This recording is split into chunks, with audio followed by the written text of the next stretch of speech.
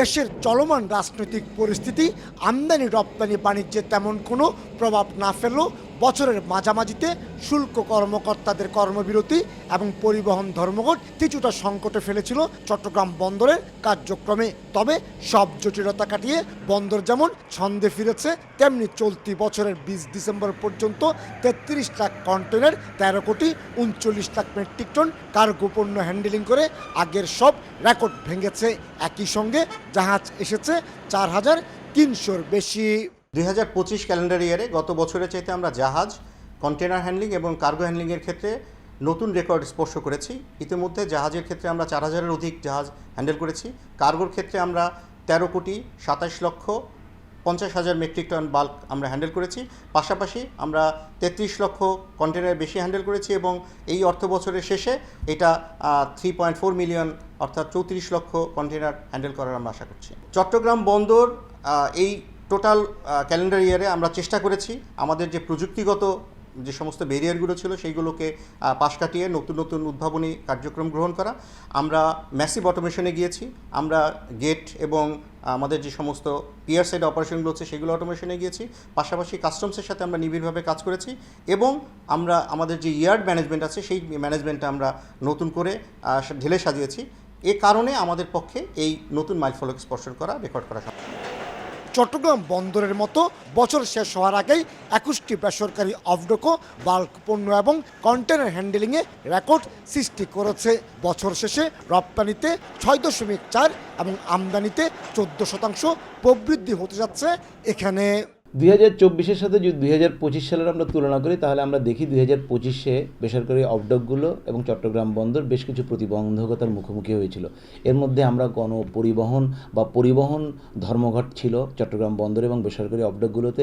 এছাড়া কাস্টমস কর্মকর্তাদের কাজ বন্ধের কর্মসূচি ছিল। কিন্তু এসব প্রতিবন্ধকতা পেরিয়েও আমরা দেখেছি যে রপ্তানির ক্ষেত্রে বেসরকারি অফডকগুলো প্রায় 6.4% প্রবৃদ্ধি পেয়েছে এবং আমদানির ক্ষেত্রে প্রায় 14% প্রবৃদ্ধি পেয়েছে। আমরা মনে করি যে দেশের উন্নয়ন কর্মকাণ্ড এবং বাণিজ্যের ধারাবাহিকতা, এসব কারণেই আমরা আমদানি এবং রপ্তানি উভয় ক্ষেত্রেই প্রবৃদ্ধি পেয়েছি। তবে রপ্তানির ক্ষেত্রে প্রবৃদ্ধিটা আমদানির চেয়ে কম ছিল, কারণ আমদানির ক্ষেত্রে প্রবৃদ্ধিটা রপ্তানির চেয়ে বেশি হওয়ার কারণ হচ্ছে দেশের উন্নয়ন কর্মকাণ্ড এবং বাণিজ্যের ধারাবাহিকতা। আমরা মনে করি যে স্টেক হোল্ডার যারা আছেন তারা তাদের নিরলস প্রচেষ্টা এবং কাজের প্রতি তাদের যে ডেডিকেশন সেটা ছিল বলেই এই প্রবৃদ্ধি অর্জন সম্ভব হয়েছে। অবশ্য 39 বছর পর 2025 সালে এসে ট্যারিফ বাড়াতে গিয়ে নানামুখী জটিলতায় পড়তে হয়েছিল চট্টগ্রাম বন্দরকে।